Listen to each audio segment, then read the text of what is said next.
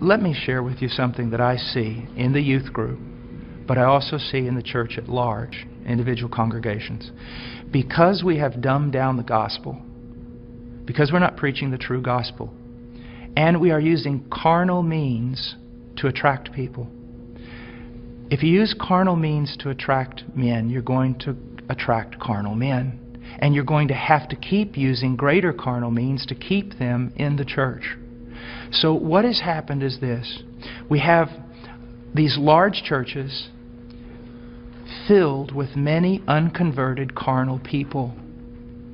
But in those churches, we also have this small group of people that honestly want Christ. And they honestly want His Word. And they honestly want to be transformed. They don't need anything else. All they need is true worship of the true God and Scripture being preached to them and lived out before them. That's what they want. Now I want to tell you the great sin of the American pastor.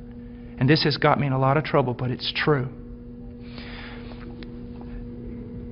This small group of converted people in that local church, all they want is Jesus. And all they want to do is the right thing. They want purity. They want truth. They want Christ. But the pastor, in order to keep this larger group of unconverted people, he caters to them. So while he is feeding these carnal men and women with carnal things, he is letting the sheep of God starve to death. And he is going to stand before God one day in judgment.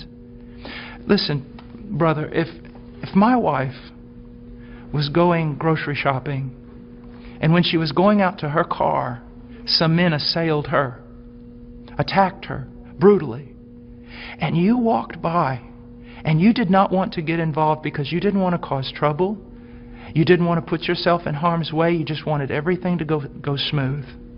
After all that was done, I would look for those men to deal with them. But I want you to know this, I'd look for you too.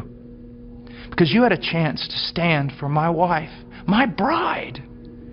And out of self-preservation or wrong ideas, you did not do it. You're just as much responsible as those men who attacked her. And that's what's happening all throughout America with pastors.